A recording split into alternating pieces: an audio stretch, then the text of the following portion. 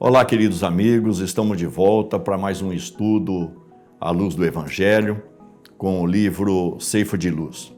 E hoje, juntamente aqui com o nosso querido Dr. Aguinaldo, nós vamos ter uma reflexão acerca de uma das maiores necessidades que nós temos de compreensão e, claro, de aplicação. Emmanuel vai falar para nós dos doentes em casa.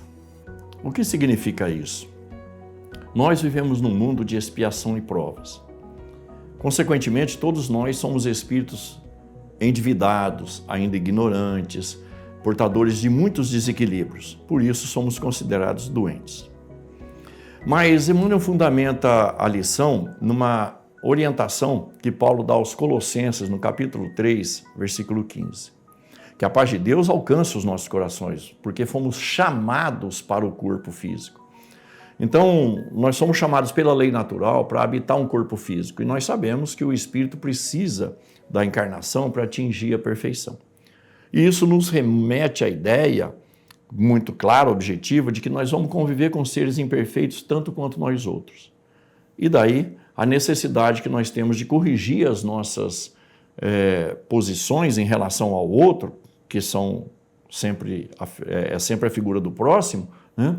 Para que a convivência se dê na paz que Deus reserva para nós todos. Então, as nossas reflexões hoje serão em torno da vida familiar, onde a gente encontra inimigos do passado, também encontramos companheiros do passado no campo já do bom relacionamento, lembrando que o Senhor já nos advertiu há 2000 anos que é preciso nos reconciliar com o adversário enquanto estamos a caminho com ele. Então, quais têm sido os nossos cuidados, o nosso entendimento, as nossas atitudes junto com os doentes lá de casa? Lembrando que nós também somos doentes no mesmo ambiente. Não é isso, doutor? Então, Emmanuel começa com um exemplo maravilhoso, fantástico, fazendo uma analogia para a gente entender bem essa mensagem de Paulo aos Colossenses. Ele diz o seguinte: vamos imaginar que nós estamos desencarnados no plano espiritual e que a gente tenha o mérito de estar num mundo mais elevado, numa situação mais promissora. E de repente a gente vê um parente, uma pessoa muito querida ali que privou conosco dentro do lar, dentro daquela família.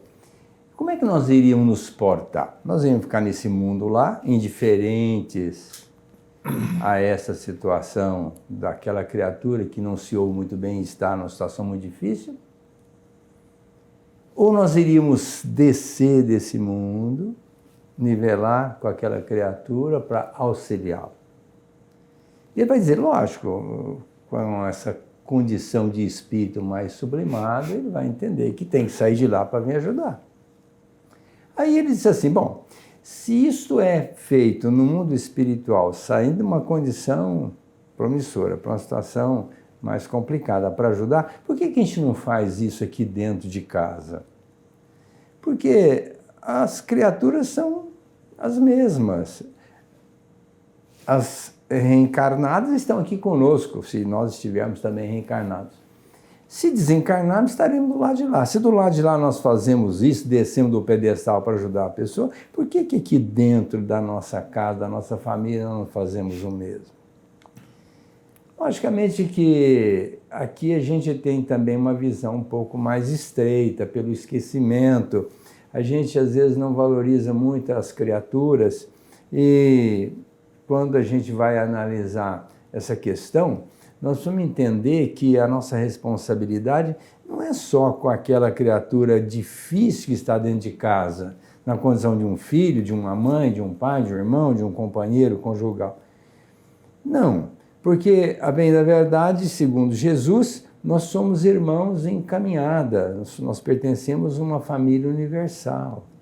Então, esse cuidado que a gente tem de entender, amparar a criatura, auxiliá-la, uma vez que ela não se ouve ou não se aja muito bem, nós também temos que extrapolar essa perspectiva, essa proposta, para outras pessoas que fazem parte da nossa família. Porque ainda prevalece em nós aquela sensação egóica e egoística de só zelar pela família. É meu pai, minha mãe, meu esposo, meu filho, mas e o vizinho? E aquela outra pessoa que às vezes foram muito caros em nossas vidas, em experiências passadas. Às vezes foi um pai, uma mãe, um filho, e que agora volta ali do lado. Essa preocupação que a gente tem que ter com aquela pessoa que está dentro da família, que está carecendo de ajuda e que nós devemos ajudar, uma vez que já temos um entendimento um pouco mais alargado, também devemos transladar para aquela pessoa que está do lado, fora da família, porque continua sendo um irmão e que precisa da nossa ajuda. Então, quando Emmanuel faz essa analogia, nos remete a uma análise, principalmente em relação àqueles que estão mais próximos, dentro da família, e que a gente tem que procurar ajudar, uma vez que a gente entendeu que eles são mais limitados e têm as suas dificuldades e estão, às vezes, até com atitude infeliz e de difícil relacionamento. Se nós já entendemos que temos um pouco mais de bagagem, então a tarefa nossa é ajudar essas pessoas também. Mas, logicamente, ajudar a todos.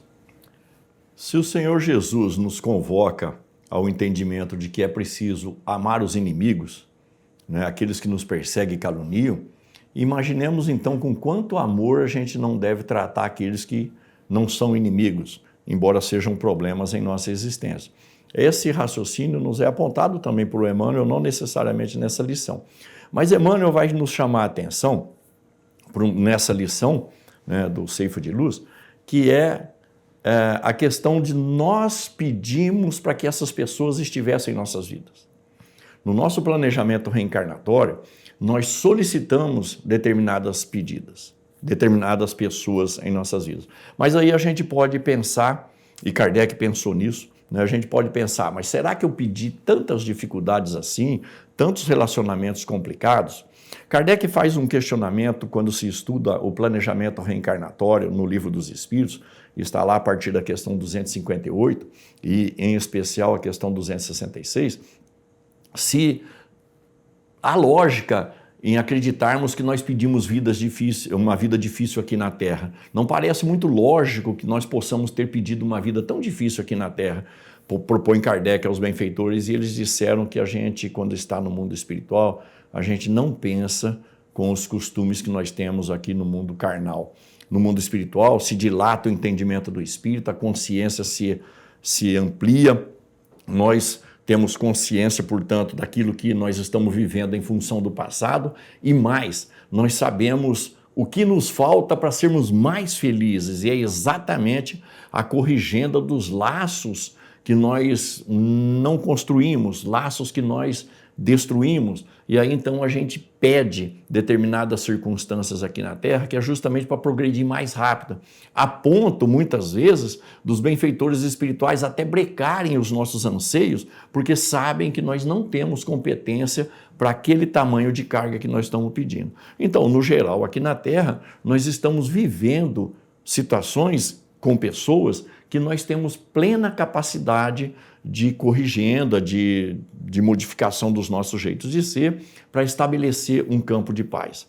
O Senhor Jesus também nos alertou sobre isso, naquele célebre diálogo com o Nicodemos, o doutor da lei, quando ele nos esclarece dizendo que o Espírito sopra a vida onde ele quer, ninguém sabe de onde ele vem e nem para onde ele vai. Ora, há vários ensinamentos nessa orientação do Senhor. Primeiro, que o Espírito já existia antes do corpo físico. Segundo, que ele está consciente porque ele está escolhendo onde vai nascer. Se ele está escolhendo, ele sabe com quem ele vai vir. Então ele tem objetivos, necessidades, motivos, interesses e tantas outras coisas para estar com aquelas pessoas, que é justamente para ele progredir.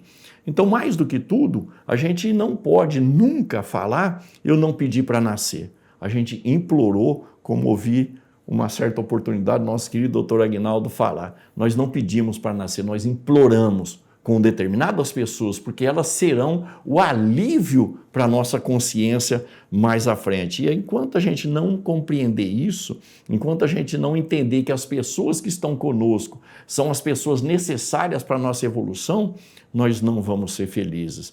E aí, o que é que vai estar imperando em nós? O orgulho, o egoísmo, porque a gente vai achar que as pessoas não são, vamos dizer assim, merecedoras de estarem conosco, ou nós não somos merecedores daquele peso, a gente deveria ter uma vida melhor.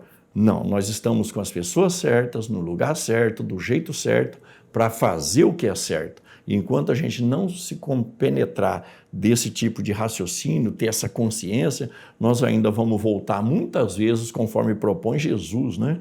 Reconcilia-te com o teu adversário antes que ele te coloque em nova prisão, ou seja, nova reencarnação corporal, portanto, com essa mesma pessoa num outro ambiente, se a pessoa puder e se ela precisar, senão a coisa fica ad eterno e aí nós não conseguimos quitar os nossos débitos tão facilmente e nós vamos carregar esse peso na consciência por muito tempo.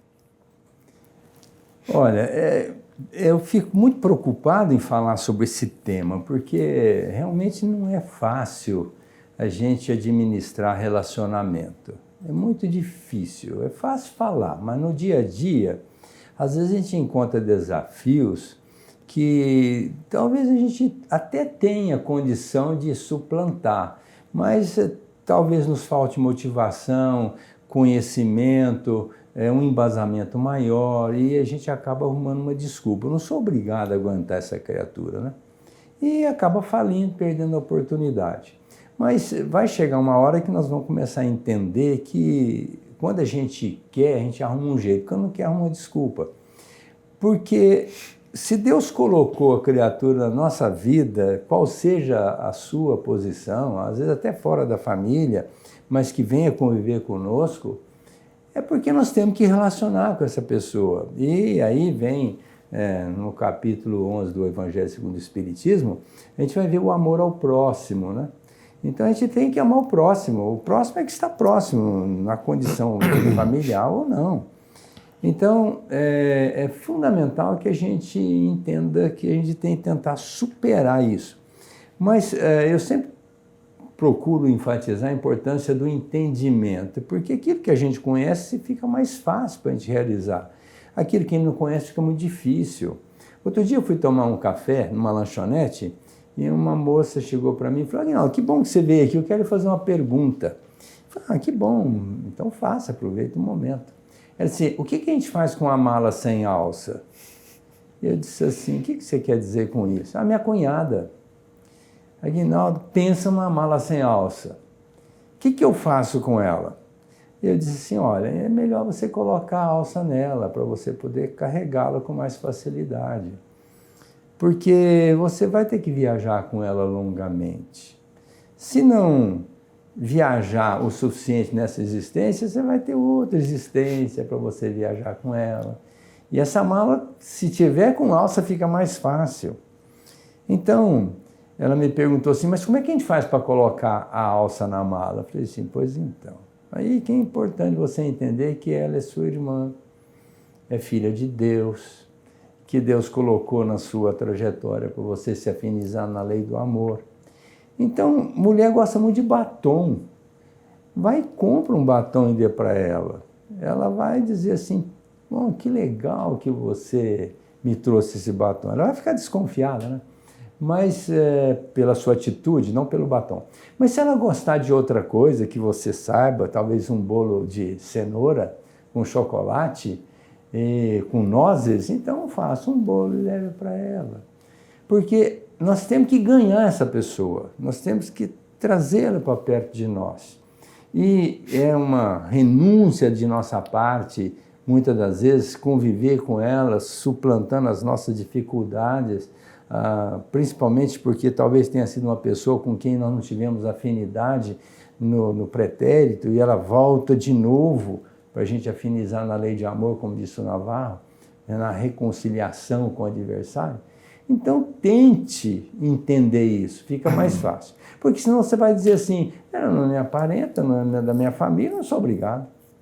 Minha família é eu, meu marido, meus filhos, ela não é minha parenta, é irmã do marido, mas não é minha parenta, não tem nada a ver comigo. Olha, todas aquelas pessoas que estão ligadas a nós pela família, que transcende o reduto doméstico, porque a gente vai estar ligado aos genros, às noras, aos sogros, às sogras e aos nossos avós, os primos, os tios, todo mundo. Nós temos responsabilidade holística na família. Então nós precisamos entender que quando aquela pessoa apresenta uma dificuldade, nós temos que ajudar. Quantas vezes a gente tem um sobrinho que está sofrendo porque o pai desencarnou, a mãe desencarnou, e a gente diz, mas não é responsabilidade minha. É sim, tem que cuidar do sobrinho sim, porque ele é filho da sua irmã ou do seu irmão, e agora não está faltando alguém, e às vezes uma necessidade até financeira, ajude, mas não faça vista grossa, porque nós temos responsabilidade sobre todas as pessoas que convivem conosco. Nós estamos ligados do átomo ao arcanjo, então, principalmente em termo familiar. Se alguém vem na nossa família, para a gente aprender a relacionar com essa pessoa. E a fraternidade é a condição sine qua non. Nós somos irmãos encaminhados, filhos do mesmo pai. Por isso, transcende a família, transcende a religião, transcende a qualquer princípio filosófico, a nação. Nós somos integrantes de um universo coletivo, onde cada criatura tem que aprender a relacionar com a outra, dando a sua parcela de compreensão, de entendimento, diante das limitações que essas pessoas possam apresentar, e amar incondicionalmente. E quando no final dessa lição ele fala de paz, o Navarro até fez referência, para nós termos paz, nós temos que aprender a perdoar. Quer ter paz? Perdoe. Se não perdoar, vai dormir com o inimigo. Nós somos chamados à convivência com espíritos, às vezes, diametralmente opostos ao nosso jeito de ser, ao nosso jeito de pensar. Mas isso tudo é uma necessidade, justamente para nós desenvolvermos o amor. A doutrina espírita, em lei de sociedade, vai provar por A mais B que nós somos seres sociais, nós precisamos viver em sociedade. Nessa lição, Emmanuel vai nos alertar justamente nesse sentido que o doutor comentou, que é nos esforçarmos ao máximo para manter as pessoas da família próximas de nós outros. E principalmente quando elas mais precisarem, que é uma forma da gente construir laços de amor. Mas nós cometemos um erro muito grave na implantação do amor, porque a gente acha, em primeiro lugar, que a gente sempre tem razão. E quando a gente acha que a gente tem razão, o outro não tem razão porque faz coisas diferentes do nosso entendimento. Isso significa que a gente está habituado a ver nos outros aquilo que nos desagrada. E quando nós fazemos isso, nós deixamos de ver aquilo que é bom na pessoa, aquilo que é uma conquista daquele espírito. Então, o exercício que nós precisamos fazer, e nos ensina o grande Erich Fromm, é justamente olhar as pessoas naquilo que elas têm de melhor, naquilo que elas têm já de positivo, naquilo que é de conquista. Porque todas as pessoas têm, todos nós temos altos e baixos, pontos positivos e negativos, mas a gente ainda carrega o véu do negativismo, da implicância, da intolerância. Então a gente precisa exercitar o nosso olhar vendo que as pessoas têm coisas boas para nos oferecer. E quando nós fizermos isso, os defeitos da pessoa passarão a ser menores. E em sendo menor o defeito, nós teremos condição de dialogar. Olha, meu amigo, eu gosto muito de você, mas o que você está fazendo não está me agradando, não está sendo bom para mim e para o nosso relacionamento. A forma de abordar muda. Então o que está errado é o jeito que a gente lida, porque nós vamos brigar com as pessoas o tempo todo e uma vida toda e a gente não vai conseguir mudar a pessoa. Porque nós podemos falar isso para ela. Poxa, faz tantos anos que a gente convive e você sempre do mesmo jeito, você não muda. E a pessoa pode olhar para nós e falar, pois é, tantos anos juntos e você não se acostumou ainda, por quê? Então nós precisamos aprender a lidar com a pessoa do jeito que ela é, ajudando-a a crescer através daquilo que ela pode ou consegue. Ela pode não estar nos agradando, mas pode estar fazendo o máximo para isso, o que é diferente na nossa percepção. Então o problema não está no outro, o problema está em nós. em lidar com essas diferenças, né? E quando a gente olha para o Senhor Jesus, que é o nosso guia e modelo, o que a gente vê? Ele escolhe 12 apóstolos completamente diferentes entre si e lida com eles da mesma forma. Como ele é o nosso paradigma, a gente também precisa aprender a lidar com as pessoas do jeito que elas são. E isso é um exercício, não vai acontecer da noite para o dia, né? Vai ter que ser um exercício de paciência, começa cedo, começa mais tarde, não importa, nós precisamos começar e recomeçar sempre, para a gente começar a estabelecer um clima de paz. E para nós fecharmos essa linha de raciocínio, né, nós lembramos do Senhor Jesus também, quando ele diz, quando você entrar numa casa, seja a tua paz nessa casa. E se nessa casa não houver paz, que a tua paz volte para dentro de você. Então quem é responsável pela paz somos nós mesmos, cada um de nós. O que é que nós estamos oferecendo para que a paz se estabeleça dentro de casa? É nesse sentido que a gente precisa raciocinar. Se nós formos analisar, é fácil a gente conviver com as pessoas que são dóceis, amáveis. Então, quando Jesus disse, quem quiser me seguir, renuncie a si mesmo, pegue a sua cruz e me siga, é porque ele sabia que para a gente suplantar as nossas dificuldades, principalmente em relação às nossas próprias imperfeições, as nossas dificuldades, quais sejam, nós precisamos aprender a renunciar. Deixar um pouco o ego de lado, né? Porque no final, assim, porque eu... Sim, esse porque eu é muito complicado, porque a gente está sempre fazendo prevalecer o egoísmo. É eu e depois eu de novo. Agora, quando a gente fala de renúncia no relacionamento, a gente tem que aprender a renunciar a tudo, porque no final a vida é um desafio constante. Um dia eu conversava com uma pessoa que não passou no vestibular para medicina, essa pessoa está muito aborrecida, eu falei assim, então você já está no caminho errado. Eu falei, por quê? Não, porque você não soube renunciar o não passar no vestibular. Para você ser médico, você vai ter que aprender a renunciar a tudo. Tempo, lazer, convívio, porque você, quando a pessoa estiver doente e chamar você vai ter que abrir mão até de passeio, de reuniões sociais. É uma renúncia, é um sacerdócio. Medicina é assim. Não é que o médico é vamos dizer assim, um ser extraterreno e um missionário. Não, geralmente são devedores, como no meu caso. Mas, de qualquer forma, você tem que aprender a renunciar. Se você não sabe renunciar a um vestibular que você não passou, é melhor você não fazer medicina. Infelizmente, ele foi no outro ano e passou, e hoje é um excelente médico. Mas eu quero dizer que, na vida de relação, a gente tem que aprender a renunciar todos os dias. Porque qualquer criatura que vai relacionar, ela tem o seu ego inflamado. E, de repente, naquela hora, ela quer que prevaleça o seu ponto de vista. E, via de regra, não é o ponto de vista da outra pessoa. Por isso que o Will Durant fala que para o casamento dar certo, precisa de uma única coisa: amizade. Então, quando você está relacionando com uma pessoa e estabelece um clima de amizade, fica muito mais fácil. Porque transcende sexo, transcende outros prazeres. A amizade faz com que a gente aceite o outro como ele é, ainda até renuncie em prol do bem-estar do amigo. Então, essa é uma proposta de Jesus, né? Eu os chamava de servos, discípulos, agora eu os chamo de amigos. Quer dizer, então veja que Jesus fez questão de frisar amizade. No final ele tinha amizade com todos eles e poderia ter excluído já de imediato aqueles que estavam desagradando-o. No caso excepcional e extremo foi de Judas. Ele poderia dizer, essa criatura vai me trair, então já vamos tirá-lo da jogada. Não foi o que Jesus fez. Continuou aceitando Judas, falando com ele, auxiliando. Ainda disse, Judas, vai e faça o que você tem que fazer, entendendo da limitação dele.